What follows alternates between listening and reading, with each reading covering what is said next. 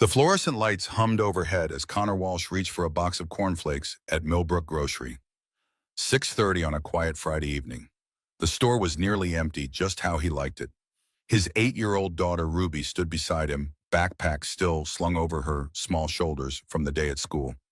"Can we get the kind with marshmallows instead?" The bell above the glass door chimed. Then everything shattered.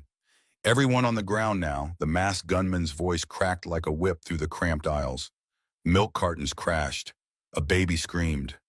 But Connor's weathered hands remained steady on the cereal box, his steel blue eyes never leaving the threat. Across 3 aisles of chaos, Ruby stood frozen, her school backpack clutched to her chest. "Daddy." Connor slowly raised one finger to his lips. Not a tremor, not a flinch. In that moment of pure chaos, he became an island of impossible calm. And the woman in the tailored black suit watching from the shadows. Her gray eyes weren't filled with fear. They were filled with recognition. The gunman waved his weapon wildly, sweat beading on his forehead beneath the ski mask. Connor noticed the trembling in the man's grip, the way his voice cracked on every syllable. Amateur. Desperate, not dangerous. Connor had seen real killers in Afghanistan. This wasn't one. Fear doesn't make a man run. It makes a man think before he acts. The robber's sneakers squeaked against the linoleum as he approached the register, his movements erratic and unpracticed. Behind the counter, teenage cashier Kevin fumbled with the register keys, his hands shaking violently. I can't get it open." The gunman's frustration mounted, his breathing more ragged. Connor shifted slightly, positioning himself between Ruby and the threat. 3 years of civilian life hadn't dulled his instincts. He could feel the tension building like a coiled spring, knowing that panic made people do stupid things. The woman in the black suit hadn't moved either, her posture too controlled, too aware. Who was she? The robber spun around, scanning the cowering customers. Nobody moves, nobody gets hurt. Connor watched him through peripheral vision, calculating distances, exits, angles. Ruby's breathing came in short, quiet gasps. She was scared, but holding it together just like he'd taught her during their safety drills at home. Without warning, Connor stepped forward, not rushing, not threatening, just moving with the fluid precision of someone who'd disarmed insurgents in Kandahar. The gunman whirled toward him, weapon raised. I said, "Don't move," but something in Connor's steady gaze made the words die in his throat. Connor's voice came out low, calm, almost conversational. "Son, you don't want to do this. Look at your hands." The robber glanced down instinctively. His grip was loose, finger nowhere near the trigger. "Walk away right now before this gets complicated." The masked man's resolve crumbled like wet paper. He could see something in Connor's eyes that spoke of violence, of capability, of a man who'd crossed lines that couldn't be uncrossed. The weapon lowered slightly. That's when the woman in the black suit moved, blocking the exit with the same quiet efficiency Connor recognized from his military days. The robber saw the trap closing and bolted for the back door, stumbling over displays of potato chips in his desperation to escape. Sirens wailed in the distance, growing closer. Ruby ran to Connor and wrapped her arms around his waist, burying her face against his worn work shirt. "Daddy, how did you know?" Connor's large hands smoothed her dark hair, his voice gentler than silk. "Sometimes you just know, sweetheart. Sometimes you just know." But over Ruby's head, his eyes found the woman in black. She was watching him with an intensity that made his skin crawl. Recognition flickered in her expression, like she'd been waiting for this moment. Police cruisers flooded the parking lot, their red and blue lights painting the storefront in alternating colors. Detective Ray Martinez took statements while paramedics checked everyone for shock. Connor gave his account in clipped professional sentences that revealed nothing about his past, just a concerned father who'd acted on instinct. Ruby clung to his hand, occasionally glancing up at his face for reassurance. She was tougher than most kids her age. Had to be, after losing her mother. The woman in black spoke quietly to Detective Martinez, handing him a business card with practiced ease. Her voice carried the crisp authority of someone accustomed to being obeyed. "Impressive work in there." The woman approached Connor as they waited outside. Up close, she was younger than he'd first thought. Mid-40s with platinum blonde hair pulled back in a perfect chignon. Her suit cost more than Connor made in 2 months as a plumber. Rebecca Morrison. She extended a manicured hand. Her grip was firm, her palms slightly calloused. Interesting. Connor Walsh. He studied her face, noting the way her gray eyes seemed to catalog every detail about him. You handled that situation like someone with training. Rebecca's smile was perfectly calibrated, professional, but warm. I run a security consulting firm. We're always looking for people with natural instincts. She glanced down at Ruby, who was drawing invisible patterns on the asphalt with her sneaker. Single-parent Connor's posture stiffened almost imperceptibly. How could she know that my wife died 3 years ago? Car accident. The words came out flat, rehearsed from repetition. Rebecca's expression softened with what looked like genuine sympathy. I'm sorry. That must have been difficult. Ruby tugged on Connor's sleeve. Daddy, can we go home now? I have a math test tomorrow. Connor checked his watch. 7:15 past her usual dinner time. Of course, princess. He turned back to Rebecca, who was pulling out an elegant business card. If you ever consider a career change, Mr. Walsh, Blackstone Security Solutions, we value people who can keep their heads in a crisis. The card was heavy stock embossed lettering. Real money behind this operation. I appreciate the offer, but I'm happy fixing pipes. As they walked to Connor's battered Toyota pickup, Ruby chatted about her day at school. Her resilience amazed him sometimes.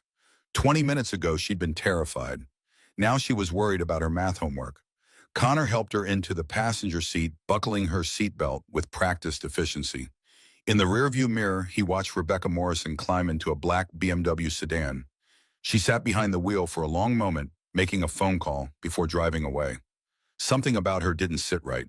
Too convenient being in that store at exactly the right moment.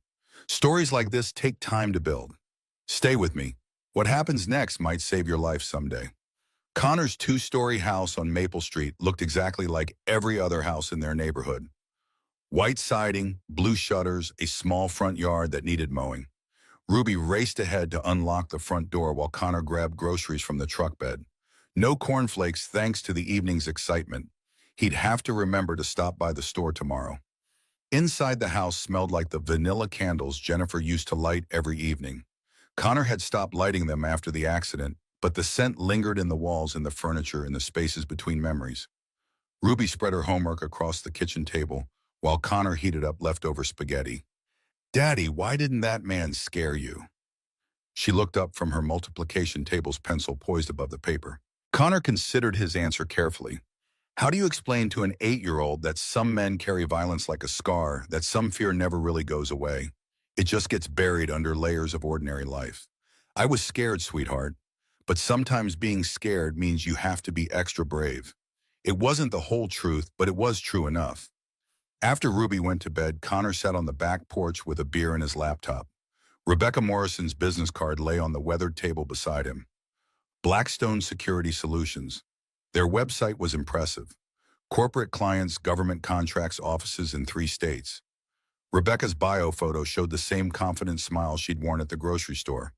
CEO and founder, graduated summa cum laude from Georgetown, former consultant with several prestigious firms. But something felt rehearsed about the whole presentation, like a performance designed to impress rather than inform. The October night air carried the smell of burning leaves and distant barbecue smoke. Suburban perfection. 3 years ago, he thought this life would be enough. Quiet job, good schools for Ruby neighbors who minded their own business. But tonight had awakened something he'd worked hard to bury. That split-second assessment of threat and opportunity. The cold calculation of violence. Jennifer used to worry about that part of him. The part that came back from overseas changed. Now she was gone, and he was alone with whatever darkness lived behind his eyes. Connor dialed a number he rarely used. After 3 rings, a gruff voice answered. Walsh. It's been a minute. Everything okay with the kid, Mike Donovan? Army Rangers. Served 2 tours with Connor before losing his left leg below the knee to an IED. Now ran a security consulting business of his own, much smaller than Blackstone. Ruby's fine. Listen, what do you know about Blackstone Security Solutions? A pause on the line. The sound of ice cubes clinking in a glass. High-end outfit, corporate clients, government connections. Why Connor explained the grocery store incident, Rebecca Morrison's job offer. Mike listened without interrupting, a skill developed through years of combat briefings. Rich folks only notice guys like us when they need something dirty done. You stay away from that world, Connor. Nothing there but trouble for men who work with their hands. Connor rolled the beer bottle between his palms, feeling the cool glass against his calluses. Thanks, brother. How's the leg? Mike's laugh was sandpaper rough. Hurts when it rains, which is convenient since I live in Seattle now. After hanging up, Connor stared at Rebecca Morrison's business card for a long moment before setting it aside. Whatever game she was playing, he wanted no part of it. Monday morning arrived gray and drizzling. Connor dropped Ruby off at Millbrook Elementary and drove to his first service call of the day. Mrs. Chen's kitchen sink was backing up again, probably tree roots in the main line. He'd been putting off the expensive fix, hoping temporary patches would hold. Connor parked his service van in the driveway and grabbed his toolbox from the back. The familiar weight of wrenches and pipe fittings felt reassuring in his hands. Honest work, predictable problems with logical solutions. Mrs. Chen, 82 and fiercely independent, greeted him at the door in a floral housecoat. She had fired 3 plumbers before finding Connor, declaring the others incompetent, overpriced, or both. You fix right this time? No more bandage solution. Connor smiled. Mrs. Chen had a way of cutting straight to the heart of things. Depends if you're ready to pay for the real fix. Her eyes narrowed behind thick glasses. How much? Connor named a figure that made her wince but not argue. Progress. As he laid out his tools in neat rows on a drop cloth beneath the sink, Miss Chen hovered nearby, watching his every move with sharp eyes. She reminded Connor of his drill sergeant sometimes. Your hands know what they're doing, not like other plumbers who guess and break more things. Tools don't lie. They either work or they don't. Same with people. Mrs. Chen nodded sagely as though he'd imparted profound wisdom instead of plumbing philosophy. Connor was halfway through exposing the main line when a sleek black BMW pulled into the driveway. Through the kitchen window, he watched Rebecca Morrison emerge, looking even more out of place in this modest neighborhood than she had at the grocery store. Her black tailored pantsuit was impeccable despite the drizzling rain. Mrs. Chen peered out the window. Who this fancy lady? She sells something. Before Connor could answer, his phone buzzed. Unknown number. Connor Walsh speaking. The voice on the other end was smooth professional. Mr. Walsh, this is Rebecca Morrison. We met Friday evening. Connor straightened, suddenly alert. I remember. A pause, like she was choosing her words carefully. I wondered if you might have time for a coffee this afternoon. I'd like to discuss a potential opportunity. Connor wiped grease off his hands with a shop rag. I told you I'm not interested in changing careers. Her laugh was light, almost musical. Humor me. One conversation. There's a coffee shop on Main Street. The Morning Brew. 2 Hardrum. Connor found himself agreeing before he'd consciously decided. Something about Rebecca Morrison pulled at him like a puzzle with pieces that didn't quite fit. He finished the repair at Mrs. Chen's house, replacing a section of corroded pipe and installing a clean-out access for future maintenance. The old woman inspected his work with critical eyes before grudgingly approving. You good worker. Honest. Not like suits who talk pretty but do nothing. Connor packed his tools with methodical precision, each one returned to its proper place in the heavy-duty toolbox. His father had taught him that organization wasn't just about neatness, it was about respect for your craft. A man who couldn't keep his tools in order couldn't be trusted to do the job right. By the time he reached the Morning Brew, his curiosity had overridden his caution. The coffee shop was busy with the lunch crowd, but Rebecca had claimed a corner table near the windows. She'd traded the business suit for dark jeans and a cream cashmere sweater. The change made her look younger, less intimidating. Thank you for coming, she gestured to the chair across from her. I ordered you a black coffee. Hope that's all right. Connor slid into the seat, noting she'd chosen a spot with clear sight lines to both entrances. Interesting habit for a security consultant. You mentioned an opportunity. Rebecca leaned forward slightly, her hands wrapped around a ceramic mug. Tell me about your military service. The question hit like cold water. Connor's expression went carefully blank. Who says I was in the military? Her smile was knowing, almost predatory. Your posture, the way you assessed that situation Friday night. You've seen combat. Connor's jaw tightened. He didn't like being analyzed, categorized, filed away in someone else's mental database. Afghanistan 2 tours. Army Rangers. The words came out, clipped, uninviting of follow-up questions. Rebecca nodded slowly. Thank you for your service. I know that's not easy to talk about. She paused, seeming to weigh her next words.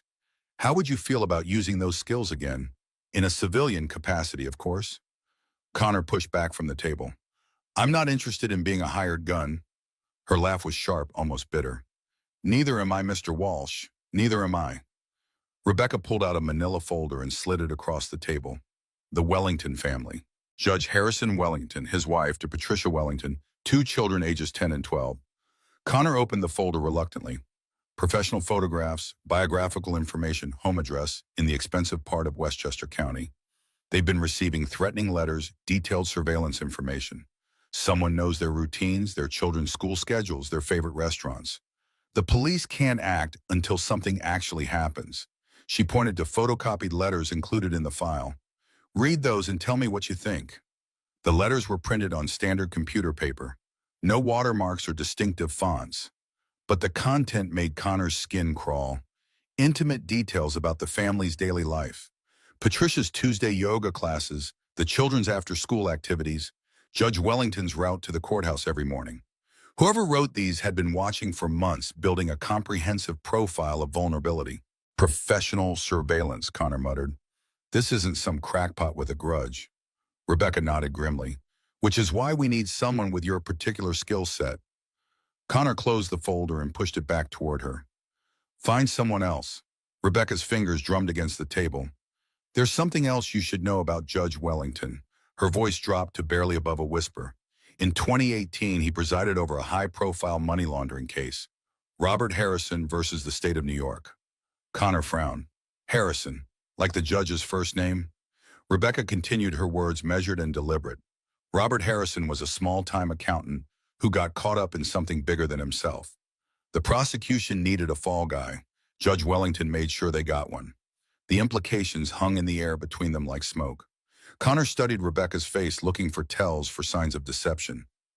You seem to know a lot about this case. Her smile was razor thin. I make it my business to know about corruption in the justice system. She gathered the folder back toward herself. Robert Harrison died in prison last year. Heart attack brought on by stress and despair. He left behind 2 children who aged out of foster care, believing their father was a criminal. Connor felt ice forming in his stomach. And you think someone wants revenge against the judge? Rebecca's gray eyes held secrets. I think someone has been planning this for a very long time. The coffee shop suddenly felt too warm, too crowded. Connor needed airspace to think. I'll consider your offer. He stood abruptly, tossing a $5 bill on the table. Rebecca remained seated, watching him with that unsettling intensity. Mr. Walsh, he paused at her voice. Be careful who you trust. Sometimes the people we think we know best are the ones hiding the darkest secrets. Outside, the October wind cut through his jacket like a blade. Connor sat in his truck for several minutes trying to process everything Rebecca had told him. The Wellington file lay on the passenger seat like an accusation. That evening, after Ruby finished her homework and went to bed, Connor found himself Googling the Harrison case. The details were even worse than Rebecca had implied. Robert Harrison, 42 years old, married with 2 children, had maintained his innocence throughout the trial. The prosecution's case relied heavily on circumstantial evidence and the testimony of known criminals looking for reduced sentences. Harrison's wife, Margaret, had taken her own life 6 months after the conviction. Their son, Blake, 16, had run away from foster care and disappeared. Their daughter, Charlotte, 12, had been placed in state custody. Connor stared at the computer screen until the words blurred together. 2 children orphaned by a corrupt system. A father who died in prison for crimes he didn't commit. And now someone was stalking Judge Wellington's family. The mathematics of revenge was simple and brutal. Connor exhaled slowly, trying to process what he was reading. A chill ran through him that had nothing to do with the autumn night. This wasn't just about money laundering anymore. This was about powerful men destroying entire families to protect themselves. He closed the laptop and walked out to the back porch. The night air filled his lungs as he gazed up at the stars, trying to reconcile what he was feeling. In Afghanistan, combat had been straightforward. Clear objectives, identified enemies, defined missions. This was murky, complicated by civilian lives and children caught in the crossfire. Just like Ruby could be if he got involved. His instincts were screaming that Rebecca Morrison wasn't telling him everything. Her interest in the Wellington case seemed too personal, too intense. Connor opened his laptop again and began a deeper search, looking beyond the polished Blackstone website. Rebecca Morrison's official biography listed degrees from prestigious universities' awards publications. But when Connor cross-referenced dates and institutions, inconsistencies emerged. No graduation records for Rebecca Morrison at Georgetown in the year she claimed. No mentions in alumni newsletters. The consulting firms she supposedly worked for had no record of her employment during those years. Connor dug deeper, comparing photographs from different years. The woman called Rebecca Morrison seemed to have appeared fully formed about 7 years ago, with no digital footprint before that. A pattern was forming a story beyond the polished facade of Blackstone Security. Connor found himself thinking like a soldier again, assembling intelligence identifying the shape of a threat by the shadows it cast. He picked up his phone and called Mike again. "I need more on Blackstone, deeper than their public profile." Mike didn't ask questions. That wasn't their way. "Give me till morning." Connor couldn't sleep. The house felt different somehow, as though Rebecca Morrison's very existence had changed the air inside it. He checked on Ruby twice, reassuring himself that she was safe, untouched, by whatever game was unfolding around them. The nightmares came as they always did when his combat instincts were activated. Sand and blood and the screams of men he couldn't save. Connor woke at 4 a.m., soaked in sweat, the ghost of his rifle still clutched in his hands. He showered in the dark, letting cold water wash away the memories. By 5 a.m., he was sitting at the kitchen table with a pot of coffee, watching the darkness gradually surrender to dawn. His phone buzzed at 5:30. "What I found doesn't make sense." Mike's voice was gritty with fatigue. He'd been up all night, too. Rebecca Morrison doesn't exist before 2018. The company was incorporated that year, but with different leadership. She took over in 2019. Massive influx of private capital from offshore accounts. The kind of shell game that takes serious resources to set up. Connor's fingers tightened around his coffee mug. What about her history, Georgetown? The consulting firm's Mike's laugh was humorless. Fiction. All of it. But here's where it gets interesting. I ran facial recognition against law enforcement databases. Came up empty. Then I tried missing persons. Connor felt a chill that had nothing to do with the morning air. And there was a brief facial match with a girl who disappeared from foster care about 15 years ago. Charlotte Harrison, Robert Harrison's daughter. The pieces clicked into place with the finality of a round being chambered. She's not working for the Wellingtons at all. No, if I had to guess, she's the one who's been watching them, building the profile, playing the long game. Connor moved through the morning routine on autopilot, making Ruby's lunch, checking her homework, driving her to school. All the while, his mind was piecing together the implications. Rebecca Morrison, Charlotte Harrison had built an entire identity, an entire company, all for revenge against the man who had destroyed her family. And she had tried to recruit Connor as her unwitting accomplice. After dropping Ruby at school, Connor drove to a coffee shop he'd never visited before, one where Rebecca Morrison wouldn't think to look for him. He ordered black coffee and sat at a corner table, back to the wall, running scenarios. His phone buzzed. Unknown number. Connor hesitated before answering. Walsh. Rebecca's voice came through, cool and professional as ever. "I was hoping we could continue our discussion. About the Wellington case." Connor kept his voice neutral. "I'm busy with clients today." Even to his own ears, the lie sounded hollow. "I understand. Perhaps dinner. I know a quiet place where we could talk more freely." Connor could almost see her composed smile, the carefully engineered sincerity. "I'll think about it. I'll call you." He hung up before she could respond, then dialed Mike again. "I need to confront her. Get the whole story." Mike's sigh was heavy with concern. "You're poking a tiger, Walsh. Whatever game she's playing, it's been years in the making. She won't appreciate you changing the rules." Connor knew he was right, but he couldn't walk away, not now. He'd been drawn into something bigger than himself, a collision of past and present, of power and revenge. "I need to know what she wants from me. Really wants." Mike was silent for a long moment. "Somewhere public, somewhere you control, and for God's sake, wear a vest." Connor arranged to meet Rebecca at a diner in the old industrial district. Mel's a 24-hour joint with faded vinyl booths and coffee that could strip paint. It was a remnant from the days when the neighborhood had been full of factory workers on shift breaks. Now it served mostly truckers and night shift workers from the remaining warehouses. The diner had 3 exits and clear sight lines through large windows. Connor arrived an hour early, parking his truck where he could observe all approaches. He called Mrs. Chen asking if she could pick Ruby up from after-school care and keep her for a few hours. The old woman agreed without hesitation. She had a soft spot for Ruby, who reminded her of the granddaughter she rarely saw. Mike called at 6:30. I'm in position. Northeast corner, blue sedan. Connor spotted the car, a nondescript Chevy that blended perfectly with the working-class neighborhood. Mike was good at being invisible when he needed to be. Thanks for the backup. Connor's gratitude was genuine. Rangers looked out for their own even years after discharge. Rebecca's BMW arrived at exactly 7 p.m. She parked directly in front of the diner, making no attempt to conceal her presence. Confident, perhaps too confident. Connor watched her enter, noting the way she scanned the interior, assessing threats, exits, opportunities. Not the behavior of a typical CEO, but exactly what he'd expect from someone with training. He waited 5 minutes before following her inside. She had chosen a booth in the back corner, away from the windows. Smart. She wore dark jeans and a simple sweater, again her hair loose around her shoulders. The casual outfit was a calculated choice meant to put him at ease. Rebecca, or should I call you Charlotte? The color drained from her face, but she recovered quickly. Professional, trained to handle surprises. I see you've been doing your homework, Mr. Walsh.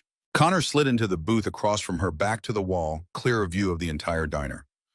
I don't like being lied to, especially by people who've been watching my daughter. Charlotte's composure cracked slightly at the mention of Ruby. I never meant to involve a child in this. That was an oversight. Connor's laugh was cold. An oversight. Is that what we're calling it? Charlotte's fingers wrapped around her coffee mug, knuckles white with tension. You don't understand what it's like to have everything taken from you, to watch your family destroyed by men who were supposed to uphold justice. The raw pain in her voice was genuine. Connor recognized it. He'd heard it in the voices of men who'd lost brothers in combat, in his own voice after Jennifer's death. So explain it to me. All of it, starting with how Rebecca Morrison came to exist. Charlotte took a deep breath, steadying herself. After my father was convicted, my mother couldn't cope. She took her own life 6 months later. My brother Blake and I went into foster care. Different homes. He ran away, joined the military under a false name. I stayed, finished high school, got scholarships, started building the skills I would need. Connor watched her face, looking for deception, finding only the hard edges of a survivor. My brother died in Syria, IED. By then I had already started putting the pieces together. The money laundering operation my father was accused of running, it was real, but he wasn't the mastermind. He was the fall guy, and Judge Wellington knew it. She pulled out her phone, brought up an image, slid it across the table. A younger Charlotte with a tall young man in military fatigues. The family resemblance was striking. Blake sent me this 2 weeks before he died, the last time I saw him. Connor studied the photo. The young man had the 1,000-yard stare Connor recognized from his own mirror. He'd seen things, done things that had marked him. After Blake died, I had nothing left to lose. I changed my name, used skills I'd learned in college to create a new identity. Then I started building Blackstone. Connor's eyes narrowed. With what money? Charlotte's smile was bitter. Ironic, isn't it? I used the same money laundering networks that destroyed my father. Took me 3 years to trace them, another 2 to siphon enough funds to start the company. Poetic justice. Connor leaned back, processing. The woman across from him had spent 7 years constructing an elaborate revenge fantasy, building an entire company as a front for her true purpose. And the Wellington family. The threats. Charlotte's expression hardened. I've been watching them, learning their routines, their vulnerabilities, just like they did to my family before they destroyed us. Connor felt a chill crawl up his spine. You wrote those letters. It wasn't a question. Charlotte nodded, unapologetic. I needed a way to approach you that wouldn't raise suspicions. A security concern for a high-profile client seemed the obvious choice. The calculation of it all was breathtaking. Years of planning, of building an identity, a company, a reputation, all for the moment when she could strike back at the man who had destroyed her family. What did you want from me? Connor asked the question that had been bothering him since their first meeting. Charlotte's gaze was direct, unflinching.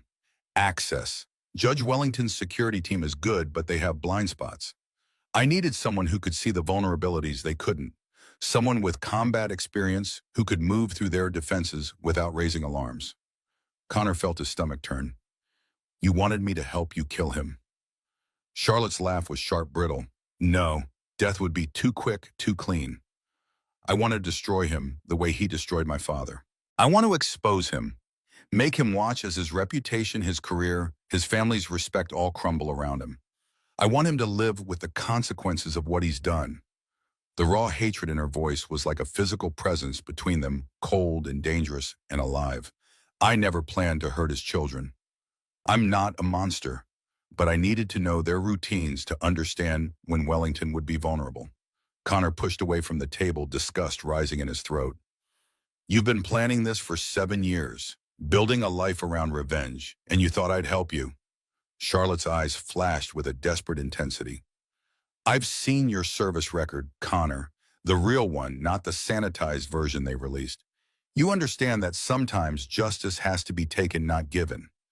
You've done it yourself. Connor's jaw tightened. She'd accessed his classified files somehow, known things about his service that even Jennifer hadn't known. That was war. But before he could finish, his phone rang. The school's number flashed on the screen. Connor's heart stuttered. Mr. Walsh. This is Marjorie from Millbrook Elementary. I'm calling because Ruby wasn't at pickup and we can't seem to reach your emergency contact, Mrs. Chen. Connor's world narrowed to a single point of focus, all else falling away. What do you mean she wasn't at pickup? She should have been in after-school care until 5:30. The woman's voice was apologetic, concerned. According to her teacher, a woman came to pick her up early. She had proper ID and was on your approved list. In Ms. Morrison. The blood drained from Connor's face. He looked up at Charlotte, whose expression had shifted from defiance to confusion. I never picked up your daughter. Connor was already moving, heading for the door, phone pressed to his ear. Call the police. Now. Report her missing. Outside, the October air hit his lungs like a physical blow. Mike was out of his car, moving toward him with the uneven gait of a man with a prosthetic leg, but the combat readiness still evident in every line of his body. What's wrong? Ruby's missing. Someone using Rebecca's name picked her up from school. Charlotte burst through the diner door behind them, her face pale with shock. Connor, I swear I had nothing to do with this. Mike's hand moved instinctively toward the concealed weapon under his jacket. Who the hell is this? Connor's mind was racing, assembling pieces, seeing connections. Rebecca Morrison, also known as Charlotte Harrison. She's been playing me, trying to recruit me for a revenge operation against a judge. Mike's expression hardened, the affable civilian vanishing beneath the cold calculation of a combat veteran. And now your kid is missing. Convenient timing. Charlotte shook her head, genuine fear replacing her earlier composure. This isn't me. I would never involve a child. Before Connor could respond, his phone buzzed with a text from an unknown number. The message made his blood freeze in his veins. We have the girl. Pier 17, South Street, Seaport. Come alone if you want to see her again. The phone buzzed again, this time with a photo. Ruby, tear-streaked but defiant, holding today's newspaper. Proof of life. Connor's training took over, the emotions locked down tight mind, shifting into operational mode. Save the child, eliminate the threats. Everything else was secondary. Mike, reading over his shoulder, was already moving toward his car. I'll get my kit. Meet you there in 30. Charlotte stepped forward, her face set with determination. This is about me, my past. Let me help. Connor rounded on her fury, breaking through his tactical calm. You've done enough. This is your fault. Your vendetta brought these people into our lives. Charlotte didn't flinch from his anger, which means I know who they are. Frank Murphy and Joey Garcia. They worked with my father. They were part of the money laundering operation. They think I'm going to expose them along with Wellington. Connor processed this new information, fitting it into his mental map of the situation. How many? Charlotte shook her head. I don't know for sure. 3, maybe 4. Connor turned to Mike. I need you to stay back, provide overwatch. These aren't insurgents. They're criminals, amateurs with guns. Mike nodded, understanding the distinction. In some ways, untrained men with firearms were more dangerous than disciplined fighters. They were unpredictable, prone to panic. Charlotte moved toward her BMW. I'm coming with you. Connor blocked her path, his voice flat, dangerous. No, you're staying here. You've done enough damage. Her gray eyes met his, unflinching. They won't hurt Ruby as long as they think you'll bring me to them. That's what they want. Me, not you, not your daughter. Connor recognized this tactical truth in her words, even as he hated admitting it. If they touch a hair on her head, I will end all of them. And then I'll come for you. Charlotte nodded, accepting the threat as her due. A man who's got nothing to lose is the most dangerous animal alive. The drive to South Street Seaport crawled by in tense silence. Connor's knuckles went white around the steering wheel, his mind cycling through tactical scenarios, threat assessments, contingency plans. Charlotte sat rigid in the passenger seat, her earlier confidence replaced by a brittle vigilance. What do these men want from you? Charlotte's gaze remained fixed on the road ahead, her voice unnaturally calm. The ledgers. My father kept records of all the transactions he processed, names, dates, amounts. He told me about them the last time I visited him in prison. Said they were insurance. I spent years tracking them down. Connor processed this new information, slotting it into his assessment. And these records implicate Wellington and Murphy and Garcia. Charlotte nodded, and at least a dozen others. Politicians, business leaders, cops, the kind of people who can make problems disappear, like a man wrongfully convicted of money laundering, or a little girl kidnapped from school. The implication hung between them, heavy as a storm cloud. Connor checked his rearview mirror, confirming that Mike's sedan was still following at a discreet distance. Having backup changed the equation gave them options that the kidnappers wouldn't anticipate. They'll expect you to be desperate, emotional. They won't expect it, tactical thinking. Charlotte studied his profile, noting the transformation. The plumber had vanished entirely, replaced by something harder, colder, more dangerous. What will you do when we get there? Connor's eyes never left the road. Whatever it takes to get my daughter back. The simplicity of his answer carried more menace than any elaborate threat. Pier 17 jutted into the East River like an accusing finger, its weathered planks slick with October mist. Warehouses and shipping containers created a maze of shadows and blind corners. Perfect for an ambush. Connor parked 2 blocks away, out of sight of the pier. I want you to wait 5 minutes, then approach from the main entrance. Keep your phone on. Stay visible. Charlotte nodded, understanding her role as the distraction. Connor checked his concealed pistol, ensuring a round was chambered.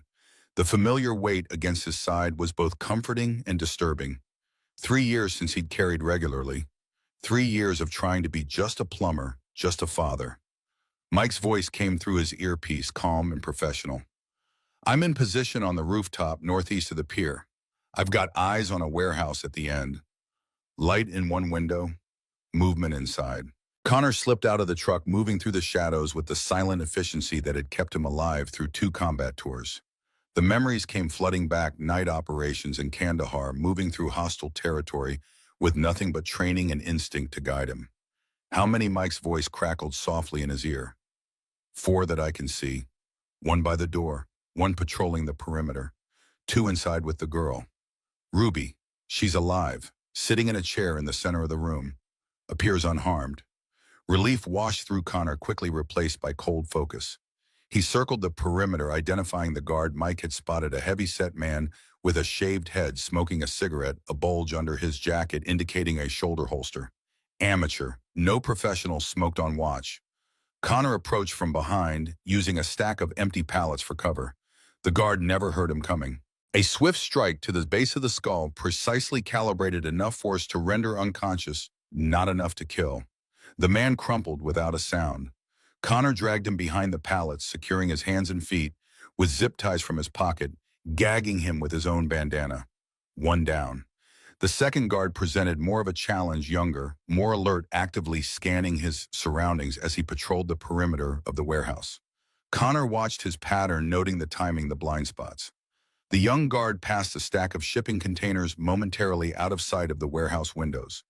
Connor struck like a snake, one hand clamping over the man's mouth, the other delivering a precise blow to the solar plexus. As the guard doubled over, gasping for breath, Connor applied pressure to the carotid artery, a blood choke, not an air choke. The man lost consciousness in seconds. 2 down. Mike's voice came through the earpiece again. The big guy with the mustache is getting antsy, keeps checking his watch. The one with tattoos is on the phone. Frank Murphy and Joey Garcia. Charlotte's descriptions matched. Connor moved to the side entrance, testing the handle. Locked. He examined the door, old rusted hinges that hadn't been maintained in years. The lock itself was more substantial, a deadbolt that would require a key or specialized tools to defeat. He circled to the loading dock at the rear of the warehouse. A gap beneath one of the roll-up doors provided a view inside. Ruby sat on a metal folding chair in a pool of harsh light from a single overhead bulb. Her hands were tied in front of her, but her eyes were clear alert, scanning her surroundings. Connor felt a surge of pride. She was scared, but thinking just as he'd taught her. Frank Murphy paced in front of her, agitation evident in every movement. Balding mustached, with the soft physique of a man who'd once been powerful but had gone to seed. Joey Garcia leaned against a support column, scrolling through his phone. Younger, muscular, with tattoos covering his left arm. Both men carried pistols in shoulder holsters, visible now that they'd removed their jackets in the warm warehouse. Where is he? He should be here by now. Murphy's voice carried through the gap, tense with frustration. Garcia checked his phone for the dozenth time. Maybe he called the cops. The third man, younger and nervous, fingered the grip of a pistol tucked into his waistband. If he did, we're all going down. Murphy's voice cut through their bickering like a blade. Nobody's going down. We deliver our message to Walsh. He passes it along to Charlotte, and everybody walks away clean. But Connor could see the lie in Murphy's eyes, could read the tension in his posture. These men were scared, desperate, backed into a corner where violence became inevitable. They had no intention of letting Ruby go. This was an execution disguised as a negotiation. Charlotte's voice came through the earpiece, tense but controlled. I'm approaching the main entrance now. Connor repositioned to watch her arrival. She walked openly down the pier. Her posture straight, head high, looking every inch the confident CEO despite the circumstances. A calculated performance. Murphy emerged from the warehouse, Garcia close behind him, leaving the nervous young man to watch Ruby. Connor used their distraction to slip inside through the side entrance. The lock had yielded to his pocket knife and years of experience manipulating mechanisms. Charlotte Murphy's voice carried across the pier, surprise and suspicion mingling. Where's Walsh? Charlotte's response was cool, collected. He's nearby, watching. He wanted proof Ruby wasn't harmed before he showed himself. Murphy's laugh was ugly. Smart man, trust but verify. As they talked, Connor moved through the shadows of the warehouse, circling behind the young guard who stood watching Ruby. The man was jumpy, inexperienced, his attention divided between the girl and the conversation outside. Connor closed the distance silently, years of combat training, guiding each step. Ruby saw him first. Her eyes widened slightly, but she gave no other sign of recognition. Smart girl. Connor pressed a finger to his lips, then pointed to the floor. Ruby understood immediately, sliding off the chair and dropping to the ground as Connor lunged forward. The guard never knew what hit him. One moment he was standing, watch the next, he was unconscious on the concrete floor, Connor's arm locked around his throat in a perfect rear naked choke. Connor eased him down, then moved quickly to Ruby, cutting her bonds with his pocket knife. Stay down. Stay quiet. His voice was barely a whisper. Ruby nodded, her eyes wide but tearless. Connor slipped his backup pistol into her hands, not to use but to hide. A last resort if everything went wrong. Ruby tucked it into her jacket pocket, without question, understanding instinctively that this was not a toy, but a terrible responsibility. Connor moved to the warehouse door, positioning himself to intercept Murphy and Garcia when they returned. Outside, Charlotte was still talking, playing for time. I have what you want, the ledgers, but I need assurances. Murphy's patience was clearly wearing thin. You're not in a position to negotiate, Charlotte. Or should I call you Rebecca now? That's quite an operation you've built. Your daddy would be proud. Before Walsh shot him in prison, that is. Connor froze, the words hitting him like physical blows. Before Walsh shot him in prison. The implication was clear, deliberate. These men knew exactly who he was, knew his military background, his specialized training. This wasn't a random kidnapping. It was a calculated trap. Charlotte's composure cracked for the first time. What are you talking about? Murphy's smile was vicious. You didn't know your father didn't die of his heart attack. He was shot during a prison riot by a corrections officer named James Walsh, Connor's older brother. The revelation landed like a thunderbolt. Connor felt the world tilt beneath him, past and present colliding with sickening force. James. His estranged brother, who'd taken a job in corrections after washing out of the military. They hadn't spoken in years, not since the funeral. Murphy was still talking, twisting the knife with evident pleasure. Isn't that a delicious irony? You spent years building this elaborate revenge scheme, and all along you've been working with the brother of the man who killed your father. Connor could see Charlotte's face, the shock and betrayal warring with disbelief. She hadn't known. This was new information to her as well. You're lying. Her voice was steady, but Connor could hear the tremor beneath it. Murphy shrugged. Check the death certificate if you don't believe me. Or better yet, ask Walsh yourself. He's here, isn't he? Watching us right now. Murphy turned slowly, scanning the shadows, his hand moving toward his shoulder holster. Come out. Come out. Wherever you are, we've got so much to talk about, you and I. Connor's mind raced, reassessing the situation in light of this new information. If Murphy was telling the truth, and his instincts said he was, then this wasn't just about Charlotte's ledgers. This was personal. These men had deliberately drawn him into Charlotte's revenge plot, knowing exactly who he was, who his brother was. Mike's voice came through the earpiece, steady and calm. You've got company. Black SUV approaching from the east. 4 men, tactical gear. The situation was deteriorating rapidly. Connor needed to extract Ruby now before additional players entered the field. He used the shadows to circle back to where she waited, crouched behind a stack of crates. Time to go, princess. He scooped her up in one fluid motion, heading for the loading dock at the rear of the warehouse. Ruby clung to his neck, her small body trembling against his chest. Connor moved with the silent efficiency that had kept him alive through dozens of combat operations, each step precisely placed to avoid creaking floorboards or rattling debris. Outside, Murphy was still talking, his voice raised to carry across the pier. Did you really think we wouldn't figure it out, Charlotte? The fake identity, the security company, the obsession with Wellington. We've been watching you for years, just waiting for you to make your move. Connor reached the rear loading dock, easing the door open just enough to slip through with Ruby. The October night air hit them like a physical blow after the stuffy warehouse. He set Ruby down behind a stack of shipping pallets, crouching to look her in the eye. I need you to be very brave right now. Uncle Mike is going to come for you. When he does, you go with him. No questions. No waiting for me. Understand? Ruby nodded, her dark eyes serious in her pale face. Are you going back for the lady? Connor hesitated, torn between his duty to Charlotte, who, whatever her faults, was now in mortal danger because of him, and his responsibility to get Ruby to safety. Yes, but you're more important, always. He pressed a kiss to her forehead, then contacted Mike through the earpiece. I've got Ruby, South Loading Dock. We need extraction now. On my way. 30 seconds. Connor watched as Murphy and Garcia herded Charlotte into the warehouse, their guns now openly displayed. Her face was a mask of shock and confusion, the cool CEO persona shattered by Murphy's revelations. The black SUV Mike had spotted pulled up at the end of the pier, disgorging 4 men in tactical gear.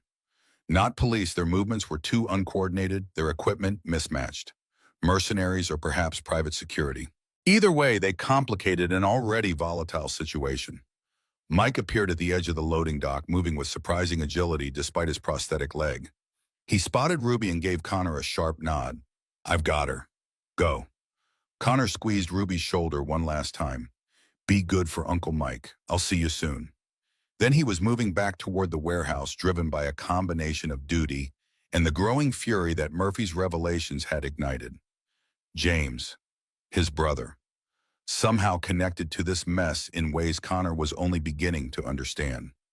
Inside the warehouse, Murphy had forced Charlotte into the chair previously occupied by Ruby.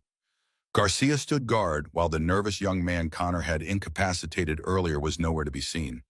Where's the girl? Murphy's voice was dangerous, his earlier confidence giving way to barely controlled rage. Charlotte's eyes darted around the warehouse looking for Ruby, for Connor, for any sign of hope. I don't know. I thought she was here with you. Murphy backhanded her across the face, the blow snapping her head to the side. Blood trickled from the corner of her mouth. Don't play games with me. Where is Walsh? Charlotte straightened in the chair, a hint of her former composure returning. If Ruby's gone, then he's gone too. You've lost your leverage. Murphy raised his hand to strike her again, but Garcia caught his wrist. We've got company. The men from the SUV were approaching the warehouse, weapons drawn, moving with the confidence of professionals. Murphy cursed, then turned back to Charlotte. This isn't over. Not by a long shot. Connor watched from the shadows as Murphy and Garcia retreated to the rear office of the warehouse, dragging Charlotte with them. The new arrivals entered cautiously, sweeping the main floor with tactical precision. Their gear was high-end, their movements disciplined, not amateurs like Murphy and his crew. The leader, a tall man with a close-cropped gray beard, spoke into a lapel mic. Warehouse secured, no sign of primary targets. Proceeding to secondary sweep. Connor's combat instincts screamed danger. These men weren't police. They weren't FBI. Their tactical gear bore no identifying markings. Their communications equipment was non-standard. Private contractors, then. But working for whom? Mike's voice came through Connor's earpiece, tense with urgency. Ruby's secure, but we've got another problem. Second SUV just arrived. 2 men's suits. One of them looks like Judge Wellington. The pieces clicked into place with sickening clarity. Wellington had hired private security to clean up his mess, to eliminate Charlotte and her evidence before she could expose him. Connor had to move fast. He circled through the shadows to the rear office, where Murphy and Garcia had taken Charlotte. Through a grimy window, he could see them arguing, Garcia gesturing frantically while Murphy held a gun to Charlotte's head. They were trapped, cornered animals looking for a way out. The tactical team was methodically searching the warehouse, moving closer to the office with each passing minute. Connor needed a distraction. He retreated to a stack of wooden crates, examining their contents. Industrial chemicals. Flammable. Perfect. Connor created a rudimentary incendiary device, not enough to cause serious damage, but sufficient to create smoke and confusion. He positioned it on the far side of the warehouse, set a 5-minute timer, then moved back toward the office. The explosion was small but effective. Smoke billowed through the warehouse, setting off fire alarms and sprinklers. The tactical team immediately redirected their attention to the source of the blast, shouting orders and moving away from the office. Connor seized the opportunity, breaking the office window with his elbow and vaulting inside. Murphy and Garcia whirled toward him, weapons raised. Charlotte sat bound to a chair, blood trickling from her split lip, eyes wide with surprise and hope. Connor didn't hesitate. He drove his shoulder into Garcia, sending both of them crashing into a filing cabinet. Murphy fired the shot, going wide as Charlotte threw herself sideways, chair and all, into his legs. Connor disarmed Garcia with a practiced twist, then delivered a precise strike to his temple. The tattooed man crumpled to the floor unconscious. Murphy recovered quickly, aiming his pistol at Charlotte's head. One more step, and she dies. Connor froze, assessing angles, distances, probabilities of success. You're not walking out of here, Murphy. Wellington's cleanup crew is outside. They're not here to rescue you. Doubt flickered across Murphy's face. You're lying. Charlotte's laugh was bitter despite her precarious position. He's telling the truth. Wellington doesn't leave loose ends, and that's all we are to him now. Loose ends. Outside, the tactical team was regrouping, moving back toward the office with renewed purpose. Connor could hear their boots on the concrete floor, the crackle of their radio communications. We're out of time. Your choice, Murphy. Die here or come with us. Murphy's eyes darted between Connor and the door, calculation warring with fear. How do I know you won't kill me the second we're clear? Connor met his gaze steadily. You don't. But Wellington's men definitely will. It was enough. Murphy nodded sharply, lowering his weapon. Get me out of here. Connor cut Charlotte's bonds with his pocket knife, then handed her Garcia's pistol. Stay behind me. Shoot anyone who isn't us.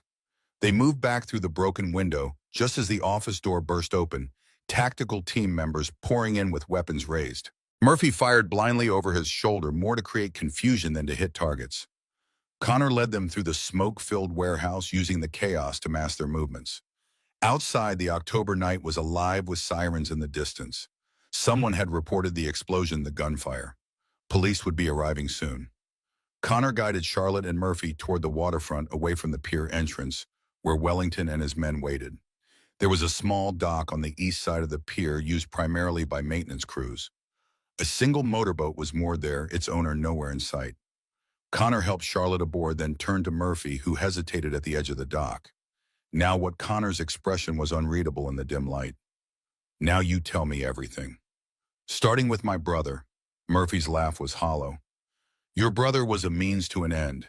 We needed someone with military training who could access the prison, someone who could be manipulated.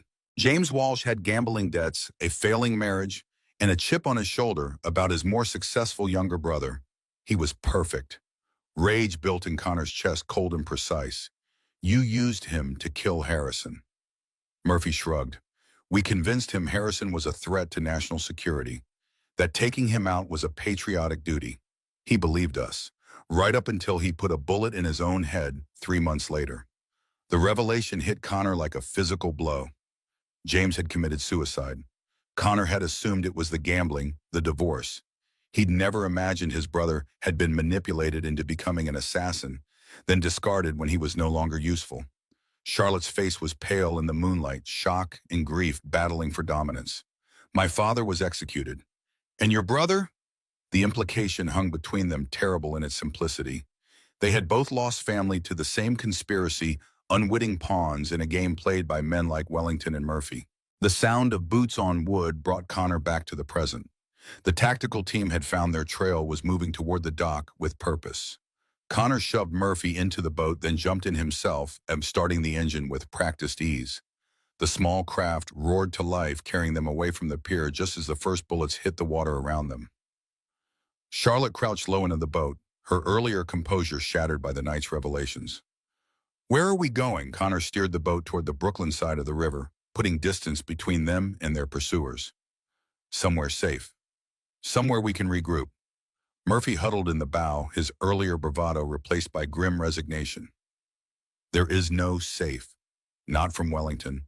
Not from the people he works for. Connor's gaze was fixed on the distant shore, his mind racing through options, contingencies, escape routes. Tell me about the ledgers. Charlotte wiped blood from her lip, her eyes hard in the moonlight. They're in a safe deposit box, Manhattan Trust Bank. I was planning to use them to destroy Wellington legally, to expose him the money laundering operation, all of it. Murphy laughed, the sound brittle in the cold night air. And you think that would work? Wellington has judges, cops, politicians in his pocket. The kind of people who can make evidence disappear, witnesses recant, prosecutors back off. Connor guided the boat into a small inlet on the Brooklyn side, cutting the engine as they drifted toward an abandoned pier. Then we don't use the legal system. We use the court of public opinion. Charlotte glanced at him sharply. What do you mean? Connor secured the boat to a rusted cleat, then helped Charlotte onto the dilapidated pier. I mean, we release everything, all at once. Every name, every transaction, every connection. Not to the police, to the press, to the internet. Make it too big to bury. Murphy's face went pale. You do that, and you'll have targets on your backs for the rest of your lives. These people don't forgive. They don't forget. Connor's smile was cold. Neither do I. They made their way through the industrial waterfront, Connor leading them through abandoned warehouses and construction sites, with the unerring sense of direction that had guided him through war zones. His phone buzzed in his pocket. Mike, we're at the safe house, Ruby Secure. Where are you? Brooklyn waterfront. Headed your way with 2 packages. Mike's response was immediate. 2. Who's the second? Connor glanced at Murphy, who trudged alongside them, a broken man haunted by his own choices. Insurance and information. The safe house was a converted factory loft in Red Hook, owned by a former ranger who asked no questions and expected no answers. Connor had used it once before during the chaotic days after Jennifer's death, when reporters had camped outside his home, hungry for details about the tragic accident that had claimed the life of a rising political staffer. Mike met them at the service entrance, his prosthetic leg not slowing him as he conducted a thorough security sweep of the surrounding area before letting them inside. His expression darkened when he saw Murphy. Who's this? Connor's voice was flat. The man who got my brother killed. Mike's hand moved instinctively toward his concealed weapon, but Connor shook his head. Not yet. We need what he knows. The loft was sparsely furnished but functional. Ruby sat at a battered kitchen table, a mug of hot chocolate cradled in her small hands. She looked up as they entered, her face lighting up at the sight of her father. Daddy Connor crossed to her in 3 long strides, gathering her into his arms, burying his face in her dark hair. For a moment, the soldier vanished, replaced by a father whose entire world had been threatened. Hey, princess. You okay? Ruby nodded against his chest. Uncle Mike gave me hot chocolate and said you were being a hero. Connor's laugh was rough with emotion. Uncle Mike talks too much. Over Ruby's head, Connor's eyes met Charlotte's. She stood awkwardly in the doorway, blood dried on her split lip, her perfect composure in tatters. The sophisticated CEO was gone, replaced by a woman whose carefully constructed revenge had crumbled around her. Ruby followed his gaze, studying Charlotte with solemn curiosity. Is she a good guy or a bad guy? The question hung in the air, deceptively simple. Connor considered his answer carefully. She's someone who got hurt very badly and tried to make it right in the wrong way. Ruby nodded, accepting this with the uncomplicated wisdom of childhood. Like when I hit Tommy Parker after he broke my clay sculpture, and you said two wrongs don't make a right, Connor smiled despite the gravity of their situation. Something like that. Mike secured Murphy to a chair in the corner, then checked the perimeter again, moving with the practiced vigilance of a man who'd survived combat by never taking safety for granted. When he returned, his expression was grim. We've got maybe 12 hours before they track us here. Less if Wellington has the pull. I think he does. Connor nodded, mind already mapping out their next moves. We need the ledgers, tonight. Charlotte sank onto the battered couch, the events of the day catching up with her. The bank doesn't open until 9 a.m. Connor shook his head. We can't wait that long. We need those ledgers now, before Wellington can move against us. Charlotte's laugh was bitter. What do you suggest, breaking into Manhattan Trust Bank in the middle of the night? Mike and Connor exchanged a look, years of shared combat experience communicating volumes in a single glance. Not the bank, the night deposit box. Charlotte stared at them, realization dawning. You can't be serious. Connor was already moving, checking his weapon-gathering supplies from the safe house's emergency cache. Deadly. Mike will stay with Ruby and our guest. You're coming with me. Charlotte pushed herself off the couch, wincing as the movement aggravated injuries from her earlier rough handling. And if I refuse, Connor's gaze was level, unflinching. Then you're on your own, and Wellington will find you long before you find safety. It wasn't a threat. It was a simple statement of fact delivered with the calm certainty of a man who understood precisely how dangerous their situation had become. Charlotte studied him for a long moment, seeing beyond the plumber to the soldier beneath.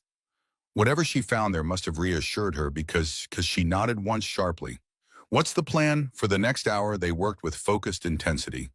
Connor and Mike falling into the familiar rhythms of mission planning, while Charlotte provided details about the bank's security system's deposit procedures and the layout of the branch where her safe deposit box was located. Murphy watched from his secured position, his earlier bravado replaced by a grim resignation.